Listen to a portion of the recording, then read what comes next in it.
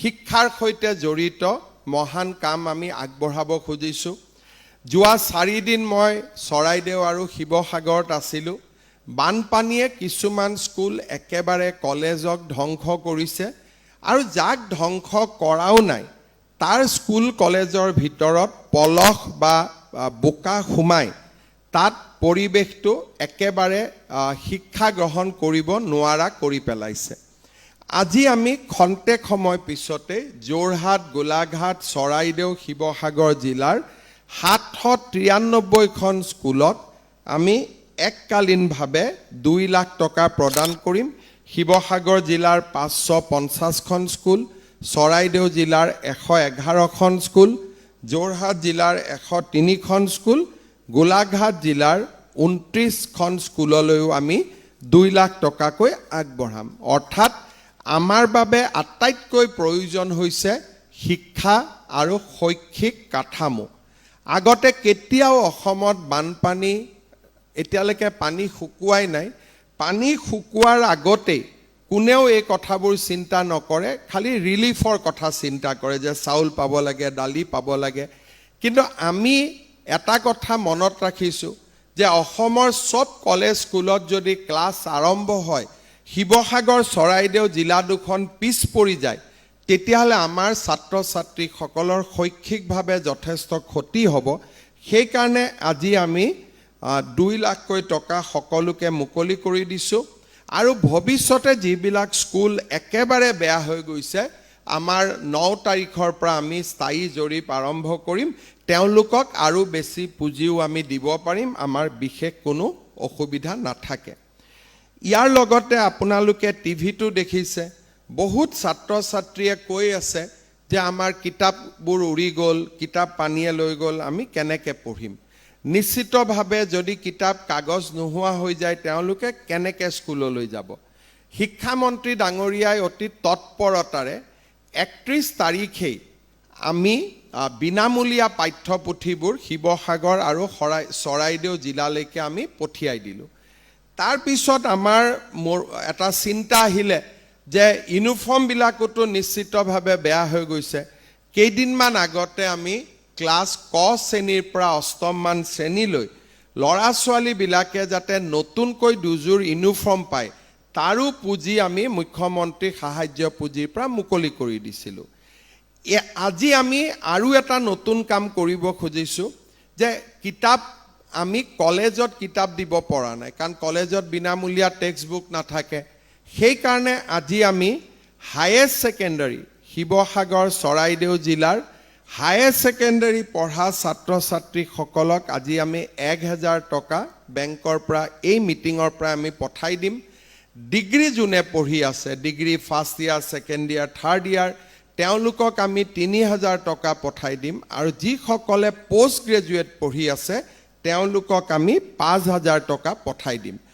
ঠিক তেনেধৰণে আমি যিসকল পলিটেকনিকত পঢ়ি আছে আৰু যিসকলে BEd পঢ়ি আছে তেওঁলোকলৈকেও আজি আমি পুঁজি পঠাই দিম। অৰ্থাৎ আজিৰ দিনটোতে 21000 ছাত্ৰ ছাত্ৰীয়ে 4.26 কোটি টকা লাভ কৰিব আৰু বিদ্যালয়সমূহে প্ৰায় 15 কোটি টকা লাভ কৰিব।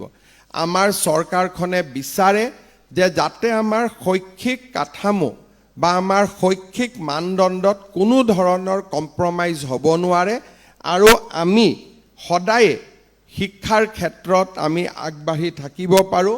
তাৰ বাবে আমি চৰকাৰখন সদায় তৎপৰ হৈ থাকোঁ আৰু তৎকালীনভাৱে ছাত্ৰ ছাত্ৰীসকললৈকে অনুদান, ইউনিফৰ্ম, বিদ্যালয় নিৰ্মাণৰ পুঁজি এইবিলাকে শিক্ষাৰ ক্ষেত্ৰত আমাৰ চৰকাৰখনৰ যি এক মনোভাৱ, যি পজিটিভ মনোভাৱ, তাক আজি প্ৰদৰ্শন কৰিছে।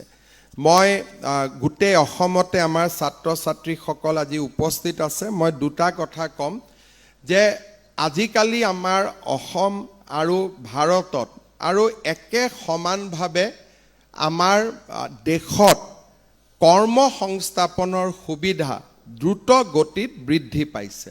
কিন্তু এই কৰ্মসংস্থাপন পাবৰ কাৰণে আমি উপযুক্তভাৱে নিজক গঢ়ি তুলিব লাগিব। আমি বহুত সময়ত ভাবোঁ যে আমি BA পাছ কৰিলোঁ, পোষ্ট গ্ৰেজুৱেট পাছ কৰিলোঁ, আমি কৰ্মসংস্থাপন পাম নে নাপাম।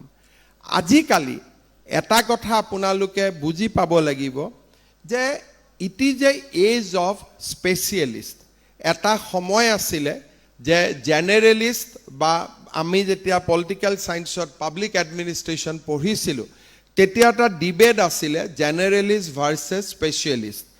এটা সময় আছিলে যে BA MA পঢ়িলে তাক বেছিক বুলি ধৰি লোৱা হয় আৰু চাকৰি বাকৰি যেতিয়া আমি লওঁ চাকৰি কৰা অৱস্থাত আমি সেই অনুষ্ঠানটোৰ বিষয়ে জানো আৰু থিমেটিক নলেজবিলাক আমি লাভ কৰোঁ। কিন্তু আজিকালি সমাজৰ ইমান দ্ৰুত পৰিৱৰ্তন হৈছে যে এতিয়া সমাজত জেনেৰেল ষ্টুডেণ্ট বা জেনেৰেল যাৰ নলেজ আছে তাতকৈ মানুহে স্পেচিয়েলিষ্ট বিচাৰে যে যাতে আমি একেবাৰে আমাক যিটো কাম লাগে সেই কামটো আমি ল'ব পাৰোঁ। এসময়ত আমি MBBS পঢ়িছিলোঁ, MBBS ডাক্তৰ মানে বহুত ডাঙৰ আছিলে। তাৰপিছত আহিলে মানুহে নিজে গাঁৱৰ মানুহেও কয়, যেতিয়া মই হেল্থ মিনিষ্টাৰ আছিলোঁ হস্পিটেলবিলাকত যাওঁ গাঁৱৰ মানুহে কয় ছাৰ মেডিচিনৰ ডক্তৰ আমাৰ নাই। তাৰমানে গাঁৱৰ মানুহজনেও বুজি পালে যে MBBS জনে মোৰ প্ৰাথমিক কামখিনি কৰিব পাৰিব, মোক এজন মেডিচিন এক্সপাৰ্ট লাগিব, তেতিয়াহে মোৰ বেমাৰটো ভাল হ'ব। যোৱা কেইটামান দিন যেতিয়া মই আকৌ হস্পিটেলবিলাকত যাওঁ তেতিয়া মানুহে কয় যে ছাৰ আমাৰ মেডিকেলটো কৰি দিলে, নিউৰ' চাৰ্জন নাই, নিউৰলজিষ্ট নাই। তাৰমানে আপোনালোকে চাওক যে MBBS is a general qualification. এতিয়া মানুহে গৈ গৈ নিউৰ' চাৰ্জন বিচাৰিব আৰম্ভ কৰিছে। তাৰমানে জেনেৰেল মানুহকো লাগে যে মোক জেনেৰেল এডুকেশ্যন থকা মানুহ নালাগে, মোক স্পেচিয়েলিষ্ট লাগে।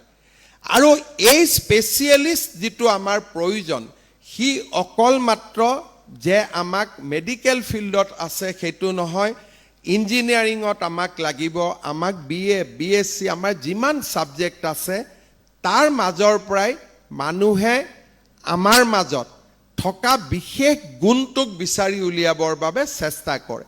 সেইকাৰণে আজিকালি আমাক শিক্ষাৰ লগত এটা ডাঙৰ প্ৰয়োজন হৈছে যে নিজে কিবা এটা বিশেষ গুণ আয়ত্ত কৰা। যদি মই কমাৰ্চ পঢ়িছোঁ তেতিয়া মই কমাৰ্চৰ লগত GSTৰ বিষয়ে জানিব লাগিব যাতে মই কমাৰ্চ পাছ কৰি GST ৰিলেটেড মই কামত সোমাব পাৰোঁ। বোলে মই কমাৰ্চ পঢ়িছোঁ কিন্তু মই কোম্পানী ল'ৰ ওপৰত পঢ়িব লাগিব যাতে কমাৰ্চ পাছ কৰি মই কোম্পানী এটাৰ লগত নিজক জড়িত কৰিব পাৰোঁ, কাৰণ মই কোম্পানী ল'ৰ বিষয়ে জানো।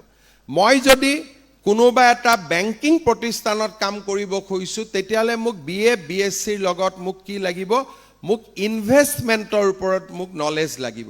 মই যদি এতিয়া ক'ৰবাত GNM নাৰ্ছ হ'ব খুজিছোঁ লগত মোক ইংলিছৰ নলেজ লাগিব, কাৰণ প্ৰেছক্ৰিপশ্যনসমূহ ইংলিছত আহিব, মই ইংলিছ পঢ়িব লাগিব। আৰু আজিকালি ডক্টৰে হাতেদি প্ৰেছক্ৰিপশ্যন লিখা প্ৰায় বন্ধ কৰিছে, কম্পিউটাৰত লিখে, গতিকে মোক কম্পিউটাৰৰ নলেজ লাগিব। মই যদি পলিটিকেল ছায়েন্স পঢ়িছোঁ, পলিটিকেল ছায়েন্সৰ লগত মোক এনেকুৱা জ্ঞান লাগিব যাৰ দ্বাৰা মই ইলেকশ্যন মেনেজমেণ্ট শিকিব পাৰোঁ, মই কোনোবা মন্ত্ৰীৰ লগত মই কাম কৰিব পাৰোঁ, কোনোবা বিধায়কৰ লগত মই কাম কৰিব পাৰোঁ, কাৰণ গভৰ্নেন্সৰ ওপৰত মোৰ নলেজ আছে। Political science is a general subject, কিন্তু যেতিয়া মই পাব্লিক এডমিনিষ্ট্ৰেশ্যন বা গভৰ্নেন্সৰ ওপৰত মই জানিম তেতিয়া মোৰ এমপ্লয়বিলিটিটো বাঢ়ি গৈ থাকিব। বহুত ষ্টুডেণ্ট আছে তেওঁলোকে আপত্তি কৰে যে আমি চব পঢ়িলোঁ মামা আমাৰ চাকৰি নাই। দেউতাক মাকেও কয় যে ল'ৰা ছোৱালীজনে BA পাছ কৰিলে, MA পাছ কৰিলে, চাকৰি নাই। BA আৰু MA অকল আমাৰ শিক্ষাৰ শেষ হ'ব নোৱাৰে। যদি মোৰ ছায়েন্স পঢ়িছোঁ মই কেনেকৈ নিজক ITৰ লগত পৰিচয় কৰিব পাৰোঁ, কেনেকৈ মই আৰ্টিফিচিয়েল ইণ্টেলিজেন্সৰ বিষয়ে জানিব পাৰোঁ, মই যদি নৰ্মেল BA পাছ কৰিছোঁ কেনেকৈ মই ৰিটেইল, হস্পিটেলিটি এইবিলাকৰ ওপৰত জানিব পাৰোঁ।